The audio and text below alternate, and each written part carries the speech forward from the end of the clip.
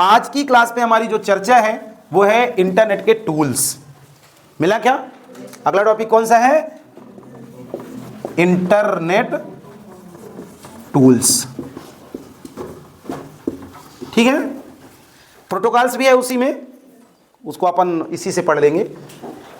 अब टूल्स का मतलब सब लोग जानते हो, जिन चीजों से मिलके कोई चीज बनता है, छोटे छोटे टूल्स से मिलके एक बड़ा निर्माण होता है। कोई भी थिंकिंग की बात करो आप, तो यहां पे किसकी बात हो रही है? इंटरनेट किन चीजों से मिलके एक्चुअल में बना है, या कैसे कौन कौन सी चीजों का इस्तेमाल करके इंटरनेट का लोग प्रयोग कर रहे हैं, है ना। आप MS वर्ड भी जब पढ़े थे, एक्सेल भी पढ़े थे, तो सब का अपना अपना एलिमेंट्स पढ़े थे, याद होगा। जैसे MS वर्ड पढ़े थे तो टाइटल वर्ड पढ़े, रिबन पढ़े, याद है कि नहीं है? तो अब आप यहां पे इंटरनेट पढ़ रहे हो, तो इंटरनेट किन चीजों से मिलके बना एक्चुअल में, उसकी बात कर रहे हैं हम। वैसे है तो बहुत सारी चीजें जिसका हमें explanation as a topic wise या नंबर वाइज नहीं कर सकते हैं, लेकिन फिर भी 10 पॉइंट में हम ये क्लियर करने का प्रयास करेंगे कि एक्चुअल में इंटरनेट का जो यूज है वो किन किन चीजों से मिलके हो रहा है। पहला नंबर क्या है, आप देख सकते हो, पहला नंबर है ईमेल। मिला क्या? देखो 10 पॉइंट जो हम पढ़ने जा रहे हैं, इन्हीं 10 का आगे हम डिटेल भी करेंगे, क्योंकि टूल्स जो होता है वो मिलके बनता है। जैसे MS वर्ड जब आप पढ़े थे तो आप 7-8 पॉइंट पढ़े थे, स्पेलिंग एंड ग्रामर, थीसरस पढ़े थे, याद है कि नहीं है? फिर उन्हीं का बाद में हम डिटेल करे थे। तो यहां पे जो हम पढ़ रहे हैं थोड़ा थोड़ा जानकारी कलेक्ट करेंगे, बाकी आप आगे चलोगे ना तो ईमेल या और जितने पॉइंट आप पढ़ने जा रहे हैं उनका पूरा डिटेल एक लेसन ही है पूरे इंटरनेट पे, है ना। तो पहला टॉपिक क्या है? ईमेल। शायद आपने पिछले सेमेस्टर में इसको पढ़ा भी था, जानते हो। ई का मतलब इलेक्ट्रॉनिक, मेल का मतलब संदेश। इंटरनेट में एक सबसे ज्यादा प्रयोग की जाने वाली सेवा जो किसी एक संदेश को एक जगह से नेटवर्क के जरिए किसी दूसरी जगह भेजने में हमारी मदद करती है, ऐसी सेवा को सर हम ईमेल कहते हैं। ई का मतलब सर इलेक्ट्रॉनिक होता है और मेल का मतलब सर संदेश होता है। जब किसी भी मैसेज को हम एक जगह से इंटरनेट का प्रयोग करके किसी दूसरी जगह भेज रहे होते हैं, तब वो मैसेज सर हमारा ईमेल कहलाता है। ये फ्यू ऑफ सेकंड में, मतलब कुछ ही सेकंडों में कहीं पे भी किसी भी जानकारी को भेजने का एक सबसे ज्यादा प्रयोग किया जाने वाला इंटरनेट का सेवा है, जिसे क्या कहेंगे? ईमेल कहेंगे। शुरुआत में ईमेल में सिर्फ मैसेज जाते थे, लेकिन आज के दौर पे ईमेल में मैसेज के साथ साथ हम वीडियो, ऑडियो या अटैचमेंट करके कोई भी जानकारी को भी भेज सकते हैं। ठीक है ना। तो 2 लाइन लिख लोगे, एक ऐसी सुविधा जो हमें किसी भी संदेश को एक जगह से दूसरे जगह पे फ्यू ऑफ सेकंड में भेजने की व्यवस्था देती है, ऐसी सुविधा को सर हम ईमेल कहते हैं। ठीक है। दूसरा नंबर कौन सा है? FTP, file transfer protocol. FTP को पढ़ने के लिए आपको प्रोटोकॉल भी पढ़ना होगा। प्रोटोकॉल, क्योंकि प्रोटोकॉल का ही एक टाइप्स है FTP, या यूं कहें कि हिस्सा है। प्रोटोकॉल क्या है? प्रोटोकॉल एक्चुअल में नियम होता है जो किसी भी चीज का हो सकता है। जैसे अपने कॉलेज में भी प्रोटोकॉल है, भाई समय से आओ, समय से जाओ, क्लास में टीचर आए तो खड़े हो जाओ, पढ़ो, यूनिट बाई यूनिट टेस्ट दो, शिष्टाचार पे रहो। तो ये सब क्या है? तो कॉलेज का ये प्रोटोकॉल है। ऐसे ही आप जब इंटरनेट की कोई जानकारी को किसी डिवाइस में क्या करते हो? सर्च करते हो, तो वो जो जानकारी है आपके पास आती है जब, तो वो एक सिग्नल के माध्यम से आती है।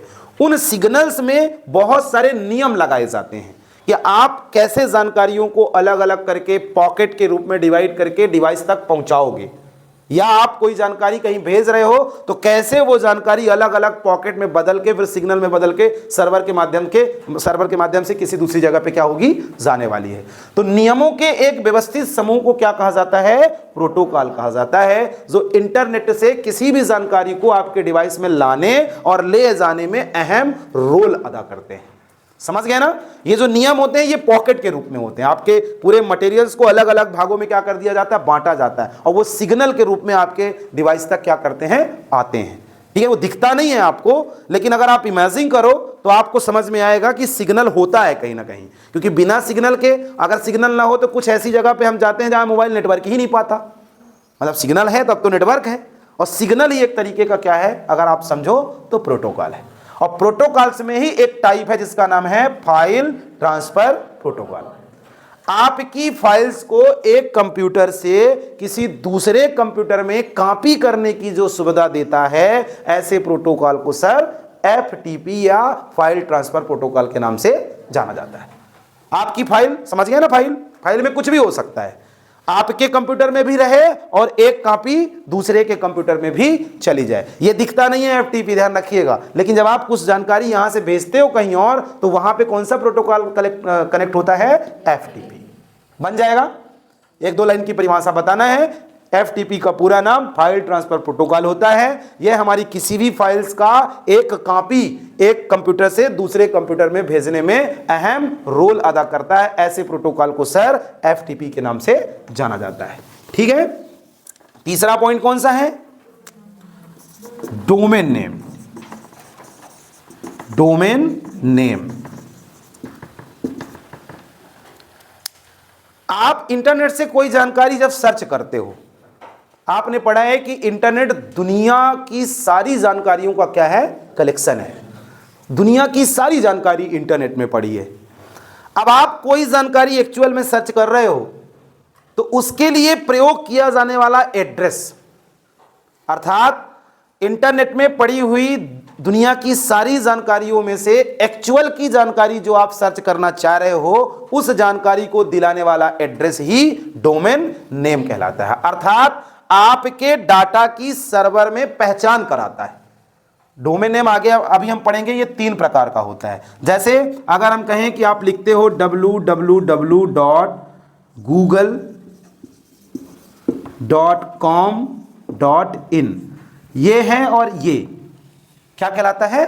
डोमेन नेम कहलाता है। इन का मतलब इंडिया से है। अर्थात जब आप टाइप्स पढ़ोगे डोमेन नेम का, तो ये 3 प्रकार का मिलेगा। पहला मिलेगा कंट्री, जो देश के लेवल का होता है। विश्व में बहुत सारे देश हैं, तो आप किस देश की जानकारी कहां से सर्च कर रहे हो, ये कंट्री डोमेन नेम क्लियर करेगा। दूसरा, आप इसे कमर्शियल बोलोगे, बाकी आप इसको पढ़ोगे यूनिवर्स डोमेन नेम, अर्थात जो आपके क्षेत्र को क्लियर करेगा कि आप कमर्शियल से ले रहे हो, आप EDU भी पढ़े होगे, एजुकेशन से ले रहे हो, बहुत सारे आपको टाइप से मिलने वाले हैं, है ना। एक्चुअल में गूगल में पड़ी हुई जानकारियों का आइडेंटिफिकेशन जो करने में मदद करता है, ऐसे एड्रेस को क्या कहा जाता है? Domain name. ठीक है ना। ये हमारे किसी भी वेबसाइट के लास्ट के हिस्से में लगने वाला एक एड्रेस होता है, जो देश को, क्षेत्र को क्लियर करने में हमारी मदद करता है। अगर मान लो इन ना लगा हो या ये ना लगा हो, तो गूगल कैसे जानेगा कि आप कौन से देश से हो, क्या जानकारी सर्च कर रहे हो? दुनिया की सारी जानकारी पड़ी है गूगल में, तो इसलिए स्टेप बनाया गया। जैसे उदाहरण के तौर पे मैं कहूं कि भैया आपका नाम क्या है, आप कहां से हो, आपका एड्रेस क्या है ना। अब भारत लेवल पे हम कहें तो भारत लेवल में कितना पॉपुलेशन है आप खुद जानते हो। अब आपको अगर भारत में अलग से निकालना है, तो आपकी कोई एक्चुअल में आइडेंटिफिकेशन होगी कि नहीं होगी, कि बिना आइडेंटिफिकेशन से आपको ढूंढ दिया जाएगा।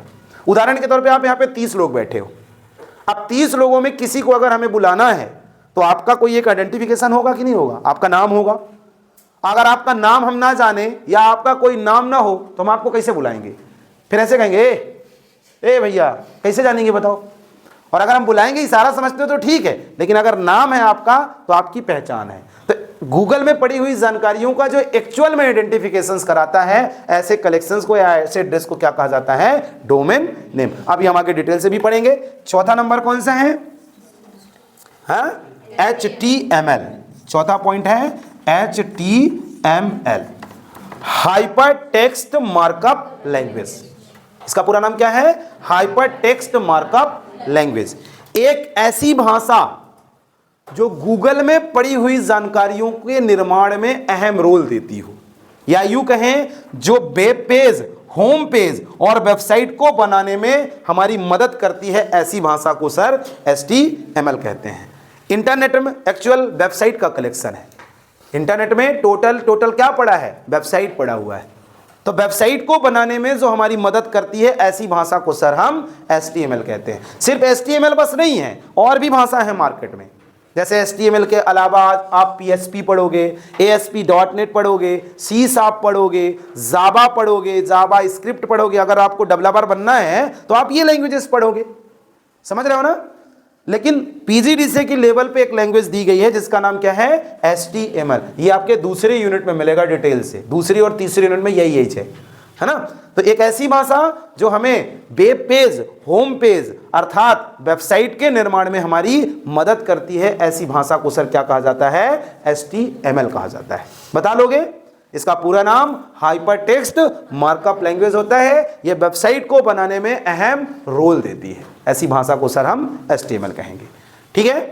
पांचवा नंबर कौन सा है, HTTP, hyper text transfer protocol.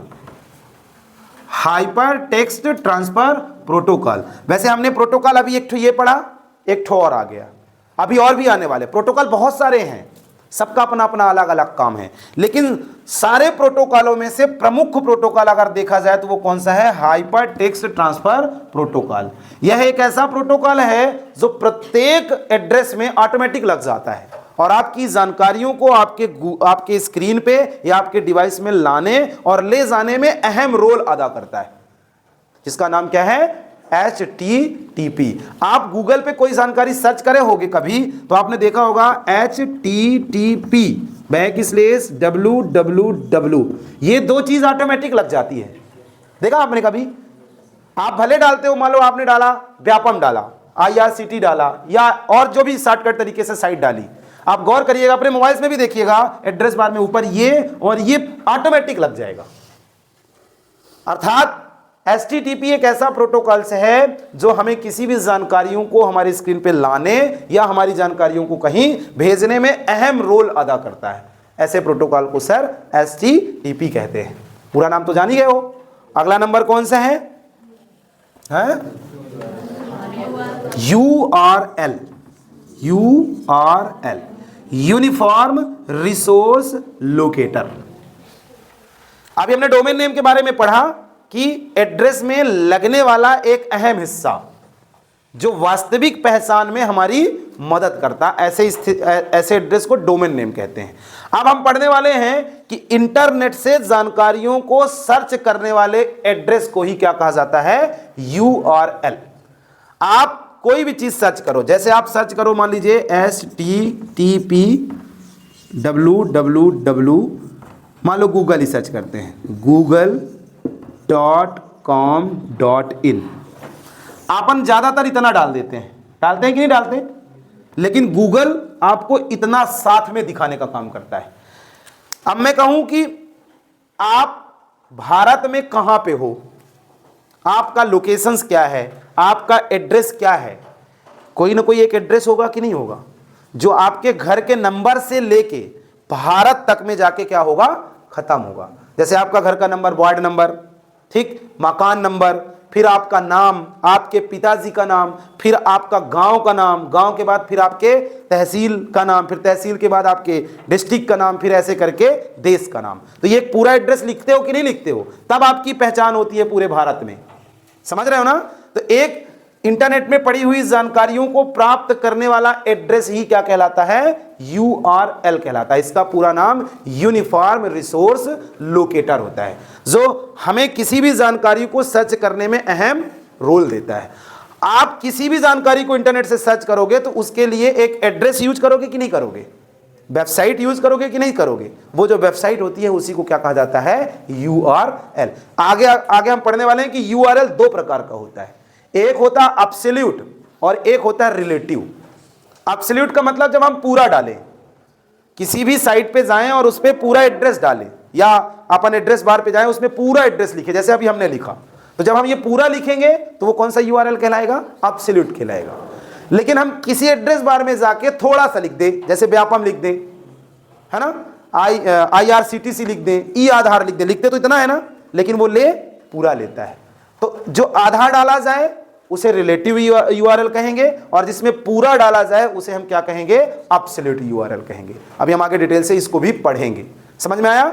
URL एक हमारे वेबसाइट या इंटरनेट में पड़ी हुई जानकारियों का एड्रेस होता है, जिसके माध्यम से ही हम जानकारियों को क्या करते हैं, सर्च करते हैं। अगला टॉपिक कौन सा है?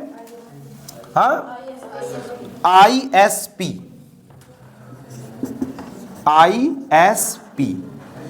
Internet service provider.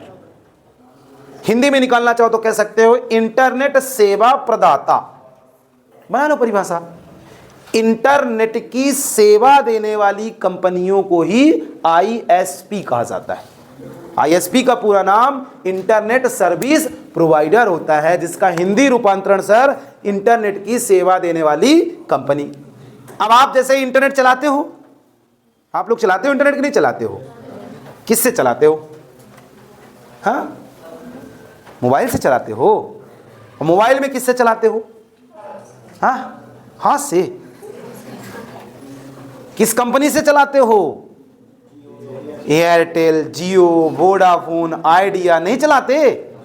ये क्या हैं? यही तो कंपनियां हैं। ऐसी कंपनियां जो हमें इंटरनेट की सेवा प्रदान करती हैं, ऐसी कंपनियों को सर आईएसपी कहा जाता है। ये नेशनल लेवल पे भी हैं और इंटरनेशनल लेवल पे भी हैं। जैसे अपन लोग ये जियो वगैरह चला रहे हैं, ये नेशनल लेवल पे हैं, मतलब भारत लेवल पे हैं। और इंटरनेशनल पे भी हैं, सिग्मा वगैरह, बहुत सारी ऐसी कंपनियां हैं जो बड़े लेवल पे अगर आपको इंटरनेट चलाना है, बहुत मात्रा में डाटा का कलेक्शन करना है और विदेश की जानकारियों को लाना है और भेजना है, वहां इंटरनेशनल लेवल की कनेक्टिविटी की आपको आवश्यकता पड़ेगी। फिलहाल आप आईएसपी समझ गए, इंटरनेट सर्विस प्रोवाइडर। ऐसी कंपनियां जो हमें इंटरनेट की सेवा प्रदान करती हैं, ऐसी कंपनियों को सर हम आईएसपी कहते हैं। अगला नंबर कौन सा है? टीसीपी और आईपी। आईटी ना होगा, आईपी होगा, सुधार लीजिएगा। टीसीपी आईपी अर्थात transfer control protocol, internet protocol. Internet से जब आप कोई जानकारी कनेक्ट या सर्च करते हो, उसमें पता है इस प्रोटोकॉल को फैमिली ऑफ प्रोटोकॉल कहा जाता है। अर्थात सारे प्रोटोकॉल का ये फैमिली होता है, मुख्य प्रोटोकॉल होता है। सारे प्रोटोकॉलों का प्रमुख प्रोटोकॉल नाम ही है ट्रांसफर, अर्थात जब हम भेजेंगे, कंट्रोल मतलब नियंत्रण करने वाला, और प्रोटोकॉल एक ऐसा प्रोटोकॉल जब कोई जानकारी कहीं भेजी जाती है तो वहां नियंत्रण करता हो, मैनेज करता हो, ऐसे प्रोटोकॉल को सर टीसीपी या इंटरनेट प्रोटोकॉल के नाम से जाना जाता है। अगला नंबर कौन सा है? टेलनेट। एक ठो कोई मिस कर दिए क्या? अब इसके बाद भी एक ठो, हाँ, टेलनेट दिख गया आपको? हाँ, टेलनेट। टेलनेट का अगर दूसरा नाम निकालो तो टेली कम्युनिकेशन भी होता है। टेली कम्युनिकेशन मतलब फोन वाला, दूर की कनेक्टिविटी, रिमोट टेक्नोलॉजी के नाम से भी इसको जाना जाता है। रिमोट मतलब जैसे हम यहां पे हैं और बटन दबाएं तो वहां का काम हो जाए। टेली कम्युनिकेशन में क्या होता है? यहां हेलो करते हैं, दिल्ली में हेलो सुनाई देता है। टेली कम्युनिकेशन यही ना है, टेली कम्युनिकेशन जिसको कहते हैं। और एक्चुअल में टेलनेट एक ऐसा कॉन्सेप्ट है जो टेली कम्युनिकेशंस या रिमोट टेक्नोलॉजी में हमारी मदद करता है, या दूर की चीजों को यहीं से एक्सेस करने में हमारी हेल्प करता है। आप आगे पढ़ोगे कि अगर आप यहां हो, उदाहरण के तौर पे आप सिमरिया में हो और रीवा के कंप्यूटर को यहीं से चलाना चाहते हो, रीवा जाना नहीं है आपको, यहीं पे हो और यहीं से क्या करना है? रीवा के कंप्यूटर को चलाना है। तो संभव है क्या ऐसा? आप यहां, आपके हाथ इतने बड़े हो जाएंगे कि रीवा तक पहुंच जाएं? बताओ। वहां फिर ये कॉन्सेप्ट चलाया जाएगा, टेली कम्युनिकेशन। मान लो आप कोई ऐसी जॉब में चले गए, 15-20 सेक्टर आपको मिल गए, अब हर जगह तो इकट्ठा अवेलेबल नहीं रहोगे आप, तो फिर आपको टेलनेट कॉन्सेप्ट वहां पे यूज करना है। इसके लिए कुछ सॉफ्टवेयर आते हैं जैसे टीम व्यूमर, एनीडेस्क, स्क्रीन शेयर। आप लोग अपने मोबाइल्स में भी ये कर सकते हो, आप अपने मोबाइल्स को किसी और को भी चलाने के लिए दे सकते हो, है ना। तो वैसे ही कंप्यूटर में सॉफ्टवेयर आते हैं, जैसे टीम व्यूमर आप डाउनलोड कर लो और सामने वाले को बोलो, मुंबई में जो बैठा है उसको भी बोलो भैया टीम व्यूमर डाउनलोड करो। अब आपको उसको, उस वाले कंप्यूटर को चलाना है ना, तो उसको बोलो भैया चालू करो, और आप भी चालू करो। जैसे चालू करोगे तो उसमें यूजर नेम और पासवर्ड दिखाएगा, उससे बोलो यूजर नेम पासवर्ड बताओ। आप अपने इधर साइड यूजर नेम पासवर्ड डालोगे और कनेक्ट पे क्लिक करोगे तो आप देखोगे कि सामने वाले की स्क्रीन आपके कंप्यूटर पे आ गई। आप उसको बोल दो कि आप कंप्यूटर चलाना बंद करो, अब हम आपका कंप्यूटर यहीं पे बैठ के चलाएंगे। आप आगे लैब में इसका प्रैक्टिकल कर लोगे, हम बताएंगे आपको। एक कंप्यूटर में टीम व्यूमर डाल देंगे और एक में डाल देंगे। हाँ, इसके लिए थोड़ा इंटरनेट ठीक ठाक होना चाहिए और कंप्यूटर की जो कैपेसिटी है वो भी थोड़ा ठीक ठाक होनी चाहिए। ये ना हो कि डुअल कोर पड़ा है, 2GB रैम वाला कंप्यूटर है और उसमें 3G वगैरह चल रहा है, तो अब बताओ वहाँ के कंप्यूटर को यहाँ से चलाना तो थोड़ा कैपेसिटी तो चाहिए अच्छी, है ना, ये लैब में आप कर लोगे। तो टेलनेट एक ऐसा कॉन्सेप्ट है जो दूर के कंप्यूटर को यहीं से एक्सेस करने में हमारी मदद करता है। इसे टेली कम्युनिकेशन अथवा रिमोट टेक्नोलॉजी के नाम से भी जाना जाता है। बता लोगे? अगला नंबर कौन सा है? 10वां नंबर आईपी एड्रेस। आईपी और एड्रेस इंटरनेट से जुड़ने वाली प्रत्येक डिवाइस का एक एड्रेस होता है। नहीं तो सर्वर कैसे जानेगा कि आपको हमें क्या जानकारी भेजना? जैसे उदाहरण के तौर पे मैं कहूं कि यहां पे 30 लोग बैठे हो आप लोग। अब 30 लोग अपना मोबाइल खोलो, इंटरनेट चालू करो और 30 लोग एक टाइम पे सर्च करो व्हाट इज द इंटरनेट। 30 लोग एक ही टाइम पे सर्च कर रहे हो, आप देखोगे कि 30 की डिवाइस में व्हाट इज द इंटरनेट आ जाएगा। आएगा कि नहीं आएगा? हाँ, सर्वर कैसे जानता है कि 30 या इतनी सारी डिवाइसेस जो हमसे जुड़ी हैं उनको क्या भेजना है? या ऐसा भी हो सकता है कि 30 लोग अलग अलग जानकारी सर्च करो, आपको सेम टाइम पे अलग अलग जानकारियां मिलेंगी। आपके प्रत्येक डिवाइस का एक एड्रेस होता है जिसे आईपी एड्रेस के नाम से जाना जाता है। आप लैब में बैठे रहोगे तो लैब में भी आपने देखा होगा 192.168.1.100 ये लगभग 4 हिस्सों में बटा रहता है और अंकों में रहता है। हर एक डिवाइस का होता है। आपने देखा होगा कि गवर्नमेंट सेक्टर में ये जो पुलिस थाना वगैरह वाले होते हैं, आप कुछ कर दो और अगर आपको वो पकड़ना चाहे तो क्या करोगे? बताओ क्या करेंगे? वो आपके आईपी एड्रेस को तुरंत सर्च करेंगे कि आपके डिवाइस का आईपी एड्रेस कहां है और वो किस सर्वर से कनेक्ट हो रहा था, उससे पूरा लोकेशन आपको उनको मिल जाएगा और वो आपको पकड़ लेंगे। आप अपने मोबाइल्स को, अर्थात ये कह सकते हो कि जब भी आप किसी भी डिवाइस को इंटरनेट से क्या करते हो, कनेक्ट करते हो या किसी नेटवर्क से कनेक्ट करते हो, उस डिवाइस का ऑटोमेटिक एक आईपी एड्रेस निकल के आता है जो अंकों में होता है। आप लैब में बैठे हो ना, इसको डालते हो, ये सर्वर का आईपी एड्रेस है। लेकिन प्रत्येक डिवाइस का भी है 192.168.104, 103, 102 रहता है कि नहीं रहता? तभी ना सर्वर 20 कंप्यूटर में बराबर सिग्नल देता है। सेम चीज भी सर्च कर लो और अलग अलग भी सर्च कर लो, होता है कि नहीं होता? तो प्रत्येक डिवाइस का एक एक्चुअल का एड्रेस जिसके माध्यम से सर्वर ये जानता है कि हमको इसको क्या देना है, ये क्या सर्च कर रहा है, ये किस लोकेशंस पे है। अगर आईपी एड्रेस ना होता, उदाहरण के तौर पे आपका मोबाइल्स में क्या भेजना है, सर्वर पगलाए जाता, कंफ्यूज हो जाता कि किसको भेजना है भैया, कहां बैठा है ये व्यक्ति, कौन से नेटवर्क से कनेक्ट है, कौन से सिग्नल इसको मिल रहे हैं, कहां से उसको पता चलता है? आपके आईपी एड्रेस से। आपका मोबाइल हो या आपकी कोई भी डिवाइस हो, जब वो इंटरनेट से क्या होती है, कनेक्ट होती है, तब ऑटोमेटिक आपके मोबाइल्स का एक आईपी एड्रेस सर्वर से क्या हो जाता है, कनेक्ट हो जाता है, जिसके माध्यम से इंटरनेट सर्वर जो भी होते हैं, अलग अलग एरिया में होते हैं सर्वर, आपको जानकारी जो भी आप सर्च कर रहे हो प्रॉपर तरीके से दे पाते हैं। समझ गए? बना लोगे? ये 10 पॉइंट की जानकारी आप लिख लोगे एक एक लाइन पे। हाँ, इनको आगे हम कुछ का तो डिटेल भी करने वाले हैं और कुछ शायद शॉर्टकट पे ही रहेंगे। 60 नोट्स बना लोगे? हैं? वैसे मैं ये नहीं कहूँगा कि ये पेपर में आएगा, लेकिन इंटरनेट में इन्वॉल्व होने के लिए इनका नॉलेज होना बहुत ज़रूरी है कि ये क्या है सर, ये क्या है। अभी इसके पहले ना कहो कि 1-2 चीज़ों के बारे में आप जानते थे, लेकिन आज ज़्यादातर आप जान गए हो कि sir email, FTP, domain name या ये आपके 8-10 पॉइंट जो है ये क्या क्या होते हैं।